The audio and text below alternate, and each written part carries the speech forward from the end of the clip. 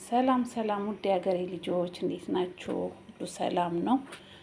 እግዚአብሔር ይመስገን እኔ ጋር ሁሉ ሰላም ነው። ዛሬ እንግዲህ እዚህ ጋር ወተት እያፈላው ነው። ወተት ማለት እርጎ ነው። እዚህ ጋር ወተቴን በዚህ መልኩ እያፈላሁት ነው ያለሁት። እርጎ ነው፣ ለበን ሚሉት ነው። እሱን እያፈላሁት ነው ያለሁት በዚህ መልኩ ማለት ነው። ዛሬ ምሳ እንግዲህ በዚህ መልኩ ነው እየሰራ ያለሁት። ለበኑ እየፈላልኝ ነው፣ እርጎ ማለት ነው። እሳቱን ቀስ አድርጋችሁ ነው ማለት ያው እርጎ እሳት ላይ ሆኖ የመጓጎል ባህሪ ስላለው ውጭ ላይ ያለ ነው መምታት ያለባችሁ። በደንብ አድርጋችሁ ክሬም እስከሚሆን ድረስ መምታት አለባችሁ። እንደዚህ ሲሰሩ ለምግብ ስትጠቀሙ እርጎም ማለት ነው።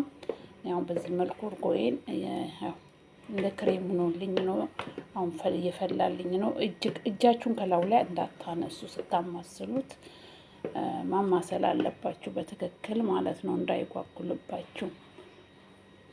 እና በዚህ መልኩ እኔ ያው እርጎዬን እየፈላልኝ ነው። እንግዲህ ዛሬ ምሳዬን ኩሳ ለበን ነው። ያው ባለፈውም ሰርቻለሁ፣ ግን ይሄ ደግሞ ያው በድጋሚ ነው እየሰራ ያለሁት። ወተቱ ያው ፈላልኝ፣ እርጎ ይፈልቶልኛል። በዚህ መልኩ ይኸው ምንም እንትን የለውም። እና ብዙዎቹ ያው እርጎ ማለት አሁን በዚህ እርጎ ላይ ምንድነው የጨመርኩት? ነሻ ወይንም የበቆሎ ዱቄትን ጨምሬበታለሁ። እና አሁን በዚህ መልኩ ፈልቶልኛል። እዚህ ጋር ኩሳ አለኝ ማለት ነው። የኩሳዬን በዚህ መልኩ አዘጋጅቻለሁ እጨምርበት እና አሁን ፈልቶልኛል። እንግዲህ በዚህ መልኩ ጨምርበታለሁ ኩሳዬን። እሳቴን ቀንሼው በትክክል እንዲበስልልኝ አድርጌ ማለት ነው። በውስጡ ይሁን በዚህ መልኩ ነው። ያው ስጋና ሩዝ አለው። ያው ስጋና ሩዝ ይታያቸዋል።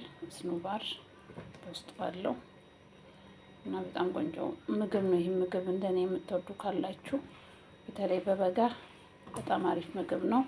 እንደገና ክብደትም ስትቀንሱ እንጀራ አያስፈልገው፣ ምንም አያስፈልገው፣ ራሱ ማባያ አያስፈልገው። በራሱ ጊዜ በቃ ትበሉታላችሁ ማለት ነው።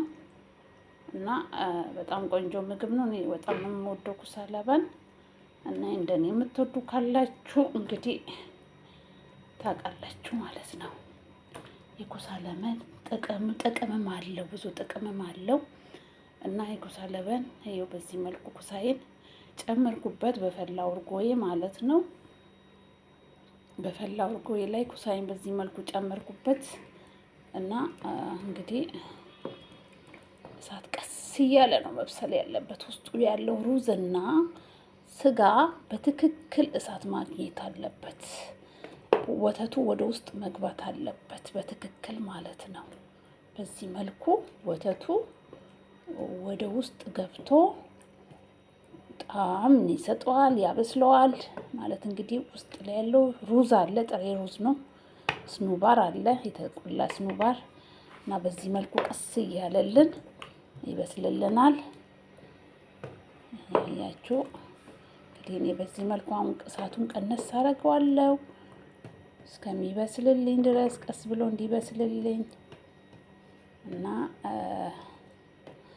ኩሳ ለበን የምታውቁት ታውቁታላችሁ። በዚህ መልኩ ይበስልልናል። እሳቱን ይኸው ቀንሼዋለሁ። እሳቱን ግን እስከሚፈላልኝ ትንሽዬ ያው እንትን አደረኩት ሲፈላልኝ እና በዚህ መልኩ ወደ ውስጥ ጫን ያደረግን ወተቱ ወደ ውስጥ መግባት አለበት። ይሄ እርጎ ለበኑ ወደ ውስጥ ሲገባ የራሱ ጣፋጭ ይሆናል። እንደገና የራሱ ቴስት ይኖረዋል ማለት ነው። የለበኑ ቴስት ይኖረዋል እና በዚህ መልኩ ነው እንግዲህ ኩሳዬን ጨምሬበታለሁ። አሁን መጨመር ያለብኝ ምንድነው? የሚያጣፈጫ ቅመም። ያው ሩዙንና ስጋውን ስንቀላቅለው ያው ቅመማ ቅመም ይገባበታል። ሰባባር የሚሉት ሰበን ስፓይሲ ይገባበታል። ድስቱ ዛሬ ደግሞ ለየት አድርጌው ትልቁን ድስት ነው የጣርኩት ለ1 ኪሎ ኩሳ 1 ኪሎ ተኩል ኩሳ እና ትልቅ ድስት ነው። ያው ወተት ስለሆነ እንዳይገነፍል ፈልጌ ነው። ያው እንዳይገነፍል ስለፈለኩኝ ነው። እና በዚህ መልኩ ኩሳዬን ጨምሬበታለሁ። ኩሳዬን በዚህ መልኩ ጨምሬበታለሁ። አሁን እዚህ ጋር ናና አለኝ። ናና የቢሲ ይባላል። የደረቀ ናና ይባላል። በቤት ውስጥ ያዘጋጀሁት ራሴ ነኝ። እዚህ ጋር ራሴ ነው አጥቤ ምን ብዬ ያዘጋጀሁት ማለት ነው። ይገባበታል። ቆንጆ ቴስት ይሰጠዋል። እዚህ ጋር ነጭ ሽንኩርት አለኝ እና በዚህ መልኩ እንግዲህ ጨማምሬበታለሁ እና ቆንጆ ቴስት ይሰጠዋል። በጣም ቆንጆ ነው የሚሆነው። እናንተም እንግዲህ ትወዱታላችሁ። ነጭ ሽንኩርቱ ለምን እንደሚጠቅመው የኩሳውን ቴስት ቆንጆ ያደርገዋል። እንደገና ናና የደረቀ ናና ይገባበታል። በዚህ መልኩ አሁን ምንድነው እንግዲህ እየፈላልኝ ነው። ቀነስ አድርጌ እሳቱን ብቻ እኔ ካጠገቡ ዞር እላለሁ።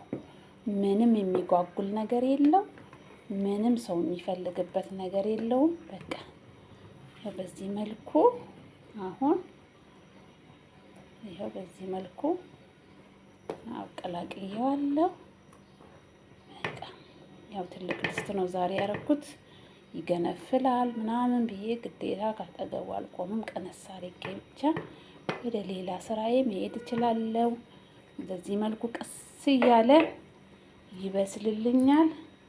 እናንተም ቪዲዮውን ከወደዳችሁት ላይክ፣ ኮመንት ይኸው ትንሽዬ ናና ልጨምር። በጣም እወዳለሁ። ናና ይወዳል ነገሩ ኩሳ በጣም ናና ይወዳል። እና ቪዲዮውን ከወደዳችሁት ላይክ፣ ኮመንት፣ ሰብስክራይብ አድርጉኝ፣ አበረታቱኝ እና በጣም ወዳችኋለሁ። እናንተም ስሩና ሞክሩት። በጣም የምትወዱት ምግብ ነው። እኔ ብዙ አልወደውም ነበር እና ብዙ ጥቅም ቀርቶብኛል። አንደኛ ነገር ወተት ነው ውስጡ ያለው ኩሳው ይሄ ዝኩኒው ማለት ነው። ዝኩኒ ነው ያው በኢትዮጵያ ንግግር ባለ አነጋገር ቋንቋ ስጋ ነው ያው ከውስጥ ያለው ያው የሚጠቅም ጥቅም ነው ማለት ነው። እና ሞክሩት፣ ትወዱታላችሁ። ቪዲዮውን ከወደዳችሁት ደግሞ ላይክ፣ ኮመንት፣ ሼር አድርጉ ለጓደኞቻችሁ። አበረታቱኝ። በጣም እጅግ አድርጌ አመሰግናለሁ ስለምትከታተሉኝ። ቻው